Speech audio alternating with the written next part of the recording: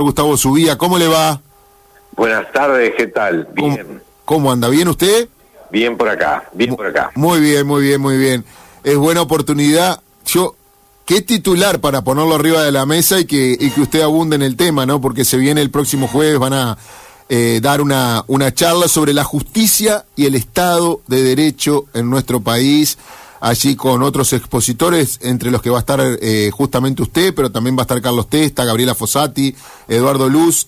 Yo no sé, con ese título solamente ya daría para toda la nota, ¿no?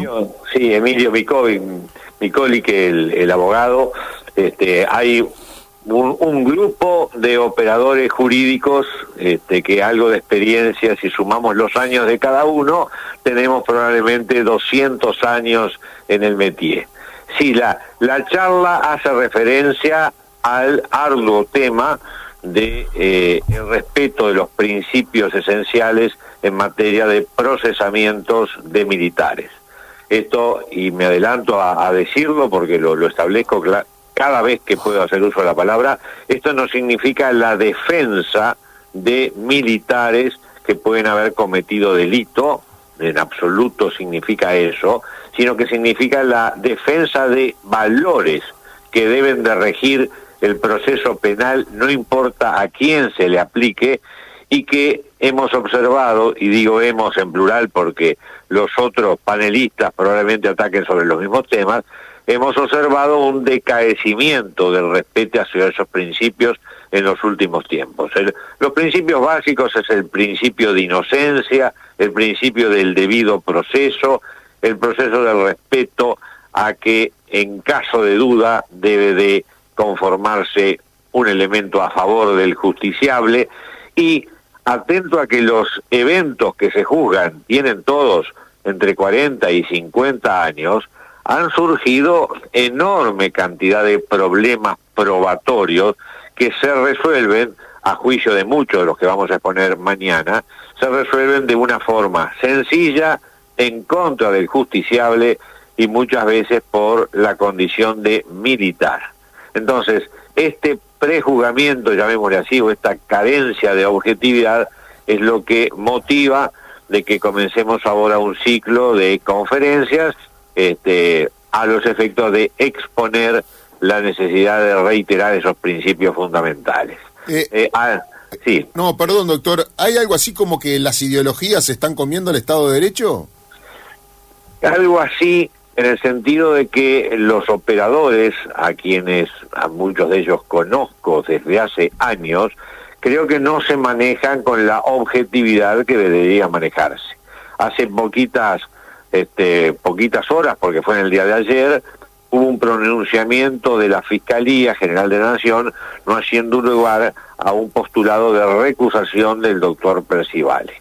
Sin perjuicio de entender lo complejo que administrativamente es este tema, yo llegué a leer el planteamiento de abogados defensores planteando la recusación del doctor Percivale, a quien conozco yo desde hace años, y reitero, como he dicho en otras oportunidades, que tengo un buen concepto personal de él, no así institucional, porque lo veo que naufraga en estos avatares de la justicia. Bueno, se han hecho una serie de planteos en cuanto a que ha asumido el doctor Percivale en muchas oportunidades opciones en programas de televisión, opciones que lo sindican de alguna forma como integrante de los grupos operativos a favor del tema de responsabilidad penal de militares, con lo cual se ubica en una determinada orientación que no es propia de un fiscal.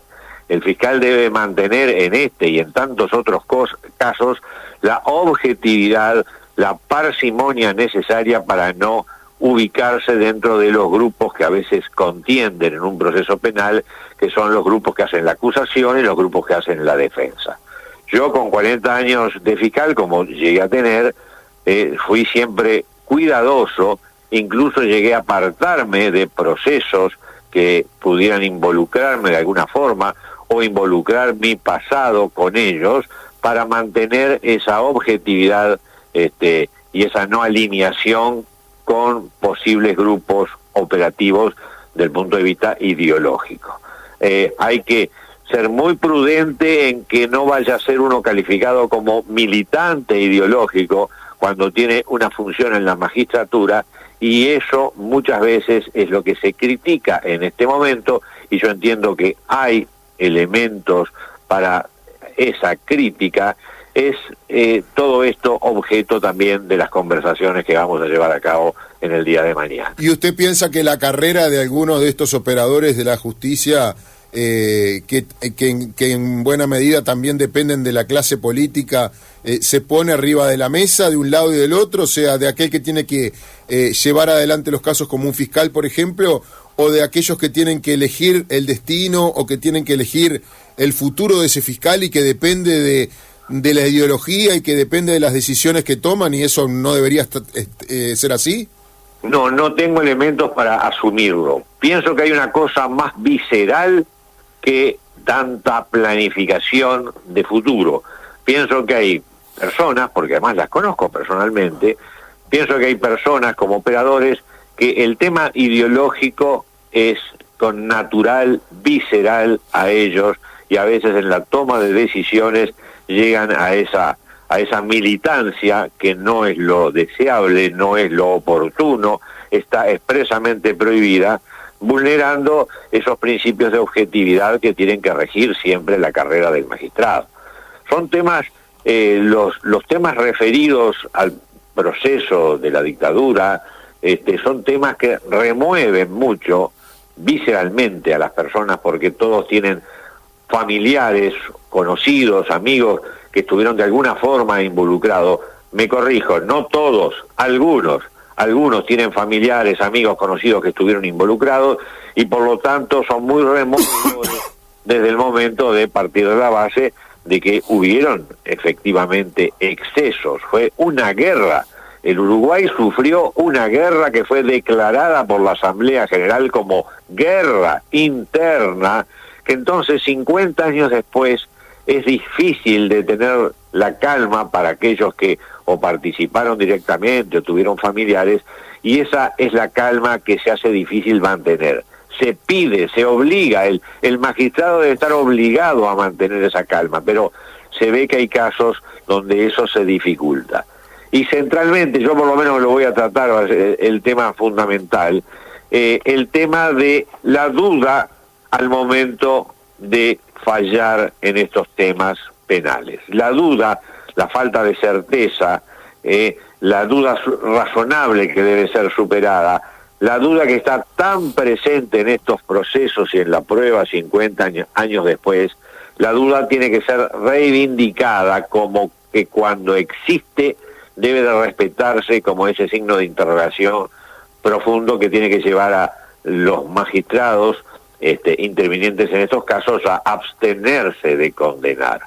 La duda no es sinónimo de inocencia, es sinónimo de que no hay los elementos de juicio firmes, y sobre ese tema probablemente mañana me extienda en lo que a mí me toca, porque la respuesta ante la duda debe ser la abstención de acusar y no el acusar igual pese a la duda por la condición meramente de militar de la persona indagada.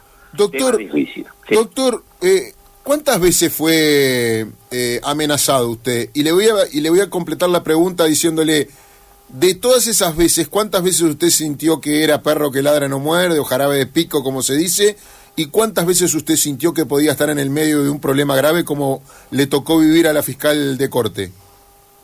Sí, yo le diría que cientos de veces he sido amenazado en los propios juzgados, tema al que uno no le da trascendencia habitualmente porque lo entiende como una reacción emocional.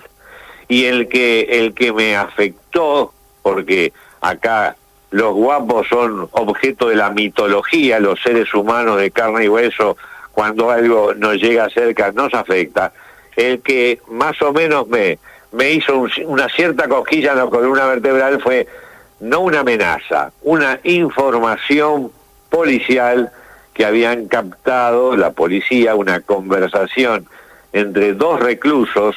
Casualmente sobre uno de ellos yo había pedido la calificación jurídica de sicario en una tentativa de homicidio que había llevado a cabo, bueno, que estaban planificando esos 2 reclusos, bueno, atentar o darme muerte.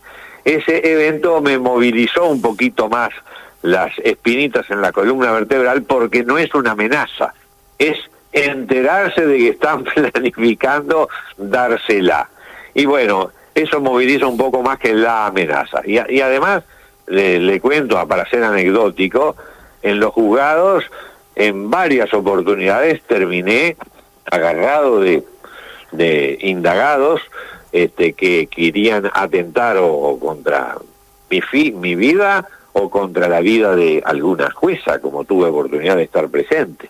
En una oportunidad, recuerdo, fue en Maldonado, la persona rompió el vidrio del box donde se toman declaraciones con el codo, tomó un trozo de vidrio con el cual ya se hirió en la mano y probablemente quiso afeitarme, vamos a tomarlo así, afeitarme. Gracias a Dios, una época que tenía mejores reflejos que lo que tengo ahora, que estoy más veterano, y todavía recuerdo con cierto gracejo que una jueza que era excesivamente gentil con los indagados, a partir de ese día que estuvo presente, estuve a 1 metro del insuceso, cambió su postura y fue un poco más rígida en las posiciones hacia los detenidos. ¿Han cambiado los tiempos? ¿Qué es lo que ha sucedido? ¿El narcotráfico está subiendo cada vez más escalones? ¿Cómo lo lee usted esto que sucedió hace muy poco? Y bueno, yo leo de que no tenemos las respuestas porque no queremos encontrarlas. Frente al delito organizado, cuando la policía quiere, se hacen procedimientos y se encuentran elementos. Ahora, creo que hay una dependencia de la policía del poder político, y el poder político no está queriendo poner el pie a fondo en el acelerador en el tema del narcotráfico.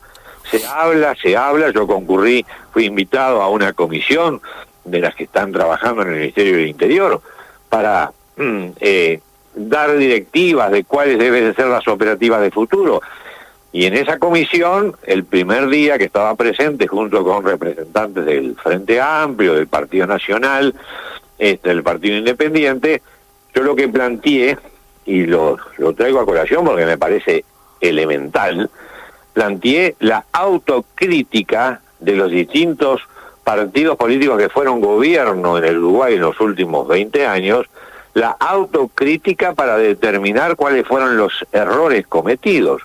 Bueno, frente al planteo que yo realicé de la bancada de gobierno, fue enfática la expresión de no, autocrítica no hacemos, miramos para futuro. Y yo me quedo todavía filosóficamente madurando qué fue esa respuesta, qué significa no hacemos autocrítica, qué sentido lógico tiene decir no miramos los errores que hemos cometido. Y errores hemos cometido porque no estamos pudiendo contra el delito común, el delito organizado, en una forma ridícula muchas veces. Ya desde comencemos por las faltas en el tránsito, las faltas en los asentamientos, en la conducta en la calle.